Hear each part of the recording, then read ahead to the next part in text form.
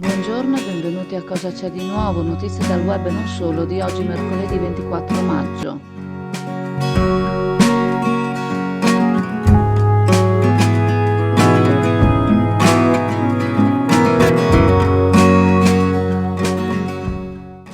Nel primo pomeriggio di ieri, martedì 23 maggio, un tragico incidente ha sconvolto il quartiere di Punta Poli. Infatti un mezzo pesante in transito ha colpito violentemente un cagnolino di piccola taglia, causandone la morte istantanea.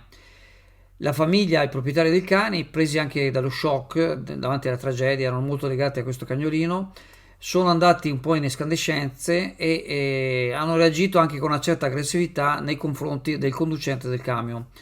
Secondo alcuni testimoni, i proprietari, visibilmente alterati, hanno anche, tirato giù il camionista dalla cabina del veicolo utilizzando, dei metodi un po' sopra le righe.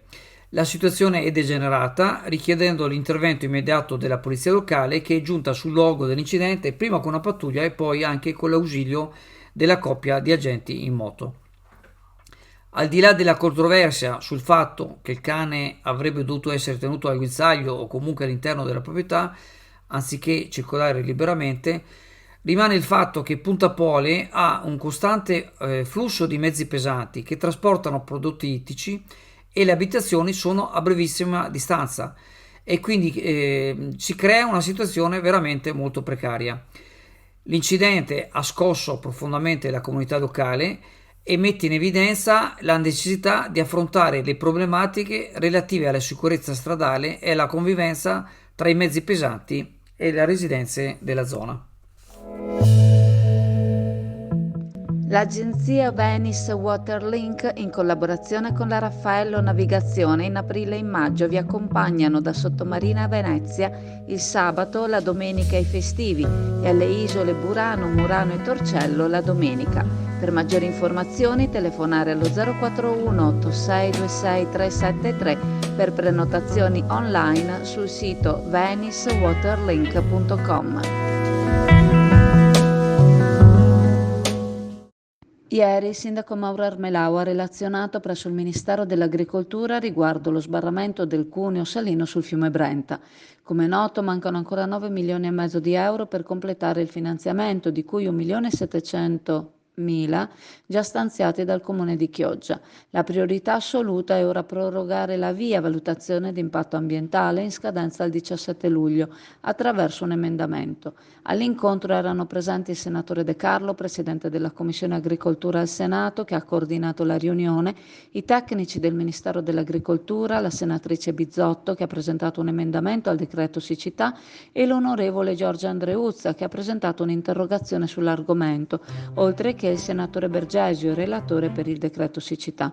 La situazione di emergenza causata dall'alluvione in Emilia-Romagna non agevola la ricerca di risorse aggiuntive. Tuttavia, con la proroga della VIA sarà possibile lavorare per reperire le risorse necessarie, eventualmente attraverso un finanziamento nel 2024, magari con l'aiuto del Ministero dell'Economia e delle Finanze. La relazione del sindaco è stata supportata anche dal presidente del Consorzio di Bonifica Adige-Euganeo. Al termine del produttivo incontro, il primo cittadino ha ribadito che per la città di Chioggia e per il settore agricolo quest'opera è di importanza strategica. Per raggiungere questo obiettivo essenziale si sta facendo un importante lavoro di squadra.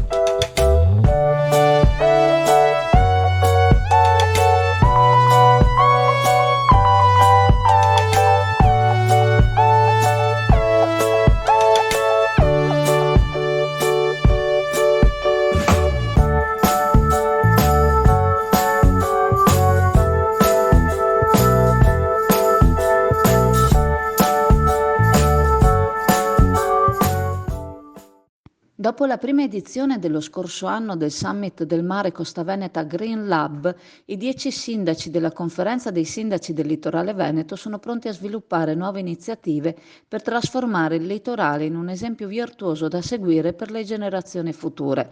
Il Summit è stato presentato questa mattina a Venezia con la partecipazione di 10 comuni costieri della regione.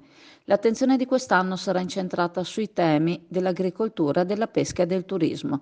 Nato l'anno scorso con l'obiettivo di guardare oltre i singoli territori, il Summit del Mare ha come obiettivo promuovere azioni concrete di sostenibilità ambientale, sociale ed economica, che siano comuni a tutti, ha ricordato Roberta Nesto, sindaco di Cavallino Treporti e presidente della Conferenza dei Sindaci del Litorale Veneto. Durante la scorsa edizione, il Litorale Veneto, che ospita oltre 25 milioni di visitatori durante l'estate, un record per l'Europa, ha deciso di compiere un passo importante firmando la Carta della Sostenibilità, un patto trasversale e impegnativo che ci guida in questa direzione. Quest'anno il fulcro del summit sarà rappresentato dalle relazioni tra turismo, pesca e agricoltura e vedrà svilupparsi 10 progetti a cura delle amministrazioni locali coinvolte per raggiungere una sostenibilità duratura. I sindaci dei comuni del litorale si impegnano quindi a continuare il loro percorso per trasformare questa regione in un esempio di sostenibilità e benessere per le comunità locali e per i visitatori. Chioggia ospiterà l'evento conclusivo di questa seconda edizione. Nel frattempo, ciascun comune ha illustrato un progetto in linea con il tema principale di questa edizione del Summit e il comune di Chioggia, come ci informa l'assessore all'ambiente Serena De Perini, organizzerà una tavola rotonda che si terrà venerdì 30 giugno presso l'Auditorium San Nicolò, coinvolgendo le categorie impegnate nei 3 pilastri dell'economia del nostro territorio. Solo attraverso una rete di collaborazione tra settori fondamentali come la pesca, l'agricoltura e il turismo, con un'attenzione alla sostenibilità, potrà far sì che il nostro litorale si posizioni tra i più sostenibili d'Italia.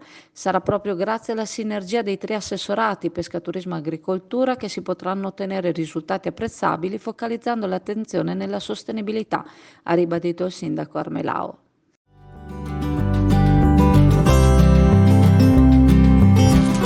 In questo caso Gonzaga Food, che è un laboratorio artigianale di Mantova, tutta produzione artigianale di altissima qualità. Questi abbiamo una serie di biscotteria, quindi andiamo dai baci di dama, piuttosto che i nostri meravigliosi tartufi al rum. I tartufi al rum sono aromatizzati al rum, quindi la parte alcolica non c'è, quindi vanno benissimo anche per ragazzi o bambini. Sono dei dolcetti al cioccolato veramente molto squisiti. Un evento storico, quello che ha portato la torre di luce dell'artista veneziano Giorgio Bortoli a New York, al Museo Garibaldi Meucci, dove le è stato allestito uno spazio adatto per darle risalto. La cerimonia del taglio del nastro si è tenuta domenica 21 maggio, segnando l'inizio di questa straordinaria esposizione, in una celebrazione di arte, cultura e spirito di unità. All'evento hanno partecipato oltre 200 persone provenienti da diverse parti del mondo e questa cospicua affluenza è stata una testimonianza dell'interesse e dell'apprezzamento per questa mostra straordinaria. Un ringraziamento speciale è stato rivolto a tutti coloro che hanno contribuito alla sua realizzazione, celebrando arte, cultura e storia italiana. Certo che per portare da Venezia a New York un'installazione di quelle dimensioni non è stato certamente semplice, ma chi ha permesso tutto ciò, l'esperienza se l'è fatta nel tempo. La torre di luce è giunta a New York grazie all'aiuto del nostro concittadino benemerito Luciano Boscolo Cucco, il quale ha fatto giungere ben altro.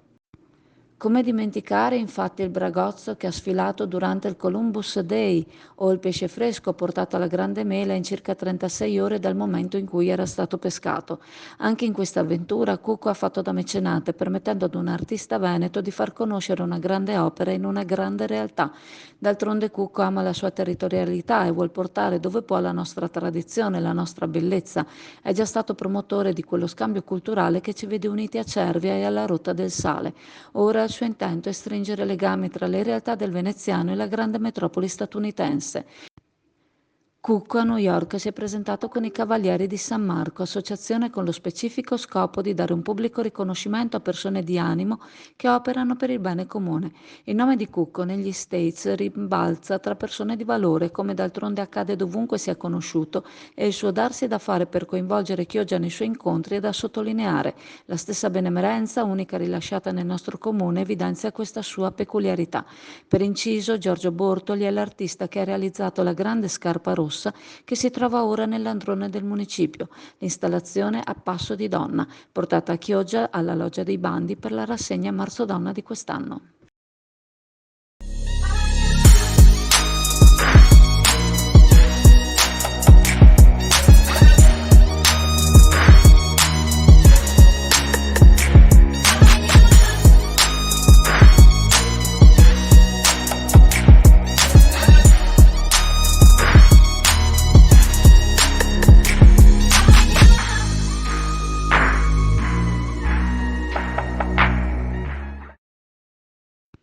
Ricordandovi che la farmacia di turno oggi, mercoledì 24 maggio, è la farmacia alla Navicella in Viale Mediterraneo Sottomarina, vi ringrazio, vi saluto e se volete ci vediamo in negozio alla Cartoleria Pegaso a Borgo San Giovanni. Ciao a tutti.